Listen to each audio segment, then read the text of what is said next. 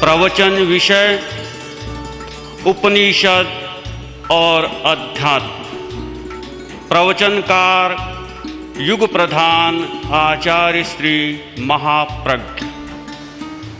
भारतीय चिंतन का इतिहास कम से कम 5000 वर्ष का इतिहास माना जाता है। प्राग ऐतिहासिक काल और बहुत लंबा है, पर वर्तमान में जो मानदंड निर्धारित किए उनके आधार पर 5000 वर्ष का समय हमारे सामने है। इन 5000 वर्षों में किस प्रकार चिंतन के नए नए आयाम खुले हैं, उनका अध्ययन बहुत आवश्यक है, महत्वपूर्ण है और उपयोगी है। कल हमने गीता के कुछ अध्यात्म पक्षों की चर्चा की। वैसे तो उपनिषद में भी बहुत बड़े अध्यात्म पक्ष हैं, किंतु सबका निरूपण नहीं किया जा सकता।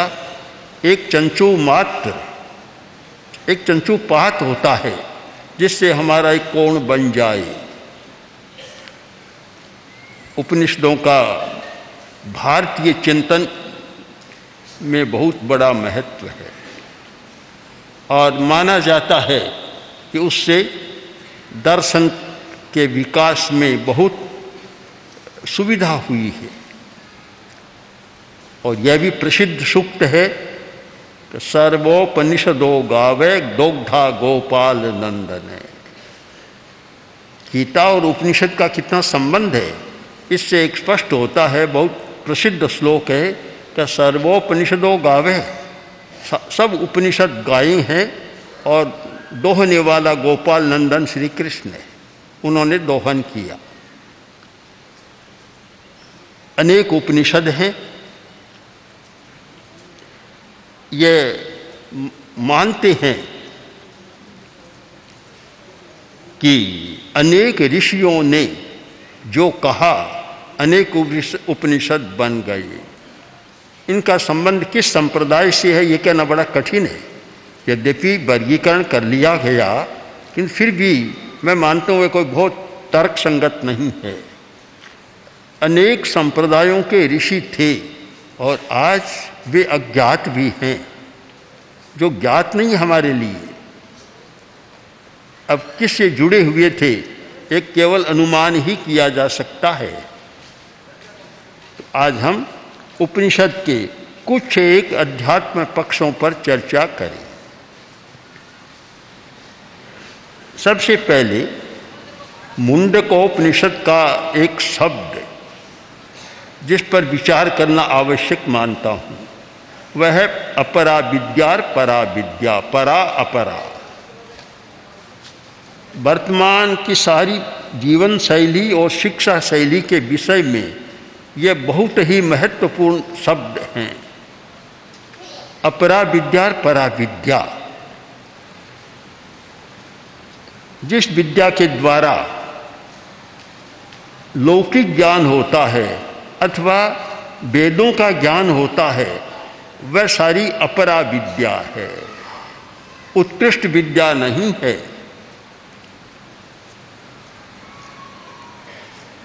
अनेक व्यक्ति उपनिषद कालीन ऋषि अपरा विद्या को पढ़कर पिता के पास आए और बोले कि मैंने सब ज्ञान पढ़ लिया। तो उन्होंने कहा कि तूने परा विद्या का अध्ययन किया या नहीं किया? नहीं किया तो चलो कुछ भी नहीं पढ़े हो। आज के माता पिता तो ऐसा नहीं कहते। वे तो कहते हैं इंजीनियर हो गया, डॉक्टर हो गया, चार्टर अकाउंटेंट हो गया तो सब कुछ हो गया, फिर आगे बात नहीं करते। तो जब नारद से कहा कि तूने परा विद्या नहीं पढ़ी है तो कुछ भी नहीं है, जाओ फिर से जाओ अध्ययन करो। परा विद्या का अर्थ है कि यया तदक्षरम अधिगम्यते, जिसके द्वारा अक्षर का ज्ञान होता है। हमारे सामने दो शब्द हैं, क्षर और अक्षर। सारा संसार इसमें समा जाता है। एक तो है क्षर, क्षरणशील है, पैदा हुआ और नष्ट हो जाएगा। मकान क्षर है, कपड़ा क्षर है, आदमी का शरीर भी क्षर है, जितने दृश्यमान पदार्थ हैं वे सब क्षर हैं। तो हमारी सारी विद्या, अपरा विद्या, वह क्षर से जुड़ी हुई विद्या है। जितने शस्त्र बने हैं क्षर हैं। आप लोगों ने अभी पढ़ा होगा कि एक जैविक शस्त्रों का विकास किया जा रहा है। ऐसे बैक्टीरिया पैदा, ऐसे जीव पैदा किए जाएंगे और उनका प्रयोग किया गया तो परमाणु बम भी निकम्मा, प्रक्षेपास्त्र निकम्मा, टैंक निकम्मे, तोपें निकम्मी। वे जीव इतने सूक्ष्म जीव हैं, वे जाकर उन सब को खोखला बना देते। सब क्षर हैं, अक्षर एक भी नहीं है। सारी दुनिया को आप देखें, शब्दात्मक, रूपात्मक, गंधात्मक, रसात्मक और स्पर्शात्मक हमारा जगत है। सारा क्षरण सधर्मा है, क्षर है, अक्षर नहीं है।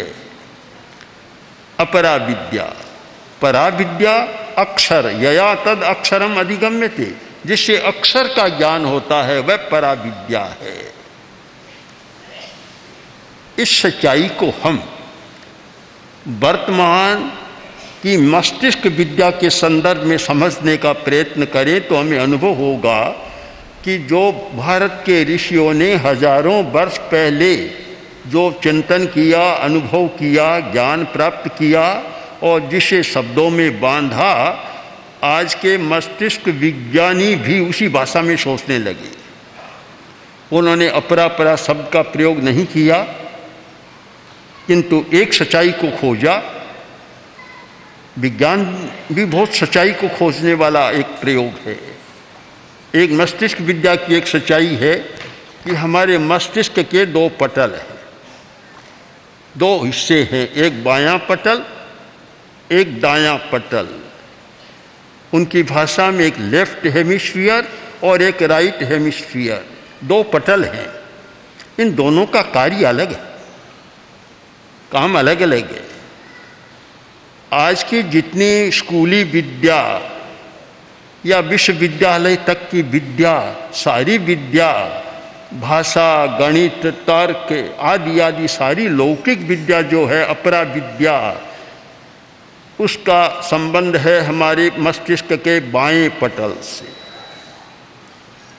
और अध्यात्म विद्या, आत्मविद्या, अक्षर विद्या, उसका संबंध है हमारे मस्तिष्क के दाएं पटल से। उपनिषद के ऋषियों ने अपरा परा का सिद्धांत स्थापित किया। हम यह तो नहीं कह सकते उन्होंने मस्तिष्क के दोनों पटलों के आधार पर किया या कैसे किया, पर इतना जरूर कहा जा सकता है कि इंद्रिय चेतना से ऊपर जाकर अतीन्द्रिय चेतना की सीमा में प्रवेश कर यह बात कही गई। इंद्रिय चेतना में अक्षर जैसे शब्द का प्रयोग नहीं हो सकता। जहाँ हमारी इंद्रिय चेतना का विषय है वह विषय सारा अक्षर ही होगा। हमारी इंद्रियाँ, हमारा मन और जैन पारिभाषिक शब्दों में हमारा मतिक ज्ञान और श्रुतक ज्ञान, जो सारा इंद्रिय ज्ञान है उसकी सीमा अक्षर जगत है। वह अक्षर जगत से आगे नहीं जा सकता। अक्षर जगत से आगे जाकर अक्षर की खोज करना यह अतीन्द्रिय ज्ञान का काम है, अतीन्द्रिय चेतना का काम है। चाहे उसे अलग अलग नाम दिए गए हैं, अवधिक ज्ञान, मन परियव ज्ञान, केवल ज्ञान, चाहे परिचित ज्ञान, अलग अलग संप्रदायों में अलग अलग नामकरण हुआ है, पर यह सब में निश्चित है कि अतीन्द्रिय चेतना का ज्ञान वह पराविद्या है। अक्षर का ज्ञान है पराविद्या और अक्षर का ज्ञान है अपरा विद्या, लौकिक विद्या। अब हम इस संदर्भ में वर्तमान की शिक्षा प्रणाली की समीक्षा करें तो एक निष्कर्ष सामने आएगा कि अपरा विद्या शीर्ष तक पहुंच गई है। अपरा विद्या बहुत विकास हुआ है। एक प्रश्न होता है कि आज इतने अध्ययन के बाद भी चरित्र का विकास नहीं हो रहा है। मैं मानता हूं यह प्रश्न एक विरोधाभासी प्रश्न है। अपरा विद्या का काम नहीं है चरित्र का विकास कर। चरित्र के विकास का संबंध अपरा विद्या से है ही नहीं। उसका संबंध तो आजीविका से है। अच्छा ज्ञान करा देंगे सारे, उसके साथ है। चरित्र के साथ उसका संबंध कहाँ है? चरित्र का संबंध है सारा परा विद्या के साथ। परा विद्या के लिए आज की शिक्षा प्रणाली में कोई अवकाश नहीं है। तो फिर हमारा प्रश्न क्यों? एक विरोधाभासी जिसका बीज तो बोया नहीं और हम चाहते हैं कि ये हो जाए। आचार्य भिक्षु ने एक बहुत सुंदर रूपक की भाषा में लिखा कि एक व्यक्ति ने धतूरे का बीज बोया। कोई रूख बाग में होय अम्ब धतूरो दोय, फल नहीं सार खाए कीजो पार खाए। अब धतूरे का बीज बोया, आशा करता है कि आम लगेगा। अब आम कैसे लगेगा जब बीज ही नहीं है?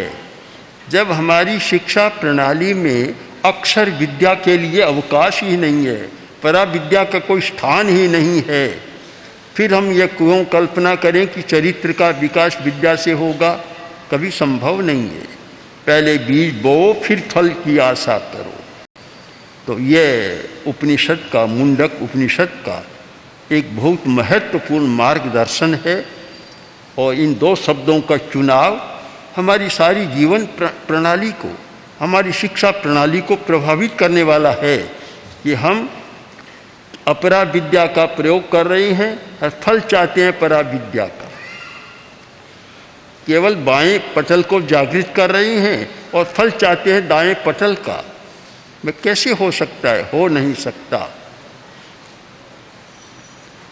मैंने अभी एक समाचार पत्र में पढ़ा था कि महात्मा गांधी 24 घंटों में कम से कम 1 घंटा वे निर्विचार होकर बैठते थे। तब बात समझ में आ गई। जो व्यक्ति 1 घंटा निर्विचार होकर बैठता है तो वह जरूर अपरा विद्या की भूमिका में चला जाता है, अतीन्द्रिय चेतना में चला जाता है। विचार कभी आपको अतीन्द्रिय चेतना की भूमिका में नहीं ले जा सकता। वह मन का काम नहीं है। वह सारी बात मन से परे की बात है। जब आप मन से परे, विचारों से परे होकर और निर्विचार अवस्था में अगर 1 घंटा बैठ जाते हैं तो आपका यह दायां पटल जागृत हो जाएगा, एक्टिव हो जाएगा और आपका सारा चिंतन बदल जाएगा। फिर आचार का प्रश्न नहीं, फिर चरित्र का प्रश्न नहीं, फिर यह कदाचार और भ्रष्टाचार का प्रश्न नहीं आएगा। तो एक ही ये सूक्त जो अपरा विद्या और परा विद्या का, यह वर्तमान की सारी प्रणाली को बहुत प्रभावित करने वाला है। एक दूसरा और लें, आनंद। उपनिषद में आनंद की बहुत अच्छी मीमांसा की गई।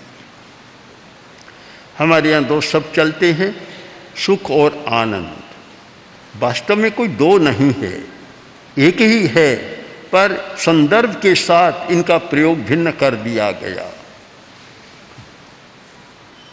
तो सुख क्या है, आनंद क्या है? आनंदम ब्रह्म व्यजानात्। आनंद ब्रह्म है, ब्रह्म है। अब ब्रह्म का अर्थ आप वास्तव में गहरे में जाकर करें तो ब्रह्म का अर्थ है व्यापक। जो व्यापक है उसका नाम है ब्रह्म। बृंहणाद ब्रह्म है। जो बृंहण है, व्यापक है, वह ब्रह्म है। दूसरे से इसका एकदम पुष्टिकरण होता है छांदोग्य आदि से कि सुख क्या है। सुख किसको माने? भूमा वै सुखम यदल्पम तद दुखम। जो भूमा है वह सुख है, जो अल्प है वह दुख है, सुख नहीं है। वही व्यापकता आ गई, भूमा। अब भूमा शब्द बड़ा महत्वपूर्ण है कि जो भूमा है, अल्प नहीं है, यानी व्यापक है, वह सुख है। यदि आप और सूक्ष्मता में जाकर विचार करें तो यह समझने में कठिनाई नहीं होगी कि सुख वह होता है जो अव्याबाद है। इसी बात को उत्तरवर्ती अनेक आचार्यों ने अनेक शब्दों द्वारा अभिव्यक्त की है, या कि एकांतिक सुख और अनैकांतिक सुख, आत्यंतिक सुख या अव्याबाद सुख।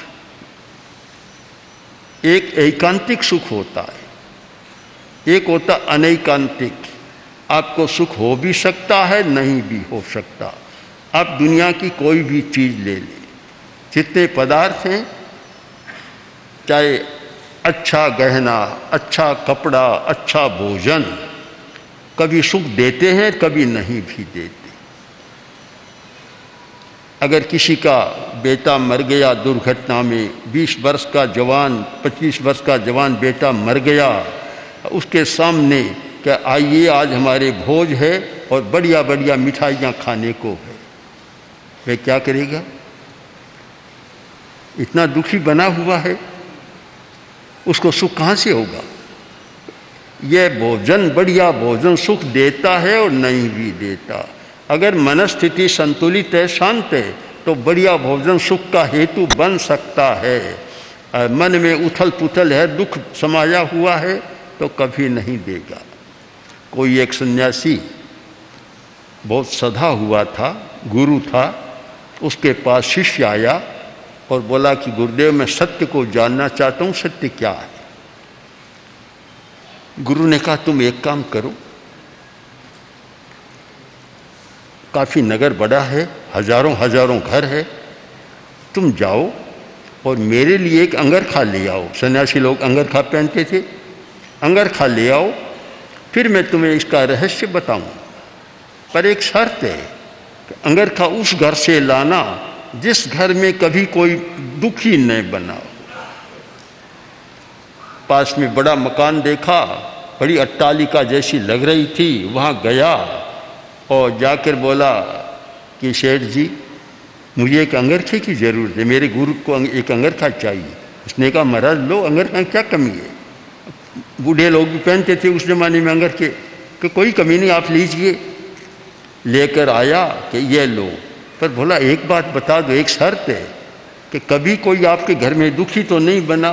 कि महाराज कैसी बात करते हो, आज के ज़माने में कभी कोई? क्या मैं भी बहुत दुखी हूँ, आज तो बहुत दुखी हूँ। क्या आपको दिख रहा है बड़ा सारा मकान, ये मकान तो बहुत बड़ा है, पर व्यापार में इतना घाटा हो गया कि दुख से भरा हुआ हूँ, आप अंगरखा ले जाओ। कि तब तो नहीं लूँगा, कि तो आपको मिलेगा भी नहीं। दूसरे घर में गया, तीसरे घर में गया, कोई कहता है कि मेरा बेटा अयोग्य है, मुझे बहुत पीड़ा दे रहा है। कोई कह रहा है मेरी बहू बहुत मुझे कष्ट दे रही है। जितनी जगह गया, एक भी घर ऐसा नहीं मिला जो कहे कि मुझे कोई दुख नहीं।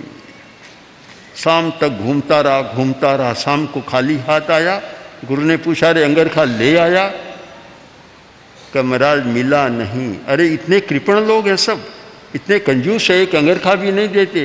अंगरखा देने को बहुत तैयार, आपको चाहिए तो 1000 अंगरखा ला दूं, पर आपने शर्त ऐसी रख दी, उस शर्त को किसी ने पूरा नहीं किया। सब जगह अपने अपने दुख का रोना गाने वाले हैं, कोई भी अपने आप को सुखी नहीं बता रही है। गुरु ने कहा बस इदमेव सत्यम, यही सत्य है, बस अब काम कर, साधना करके इस बात को समझ ले। तो यह है एकांतिक सुख नहीं है, आत्यंतिक सुख नहीं है, अव्याबाद सुख नहीं है, अनैकांतिक है, हो भी सकता है, नहीं भी हो सकता। बढ़िया भोजन से कभी सुख मिल सकता है, नहीं भी मिलता। बढ़िया कपड़ा पहनने से सुख मिलता है, कभी नहीं भी मिलता, नहीं मिलता।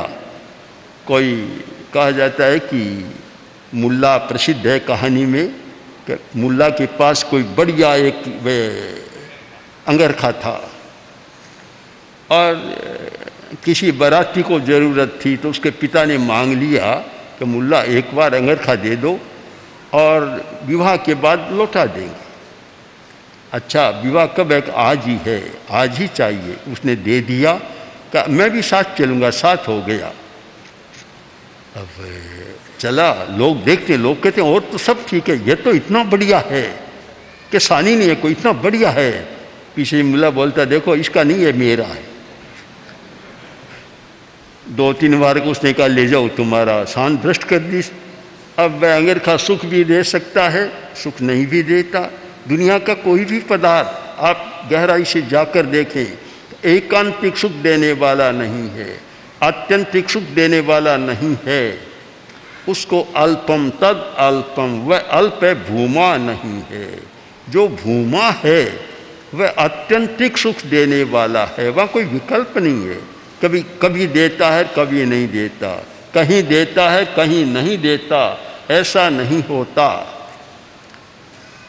एक बताया गया आगे कि जो एक विरक्त मुनि है, विरक्त मुनि, वह आत्यंतिक सुख का अनुभव कर सकता है। इस सूत्र के आधार पर एक निष्कर्ष जो आज बहुत काम का हमारे, वह यह है कि एक पदार्थ सापेक्ष सुख होता है और एक पदार्थ निरपेक्ष सुख होता है।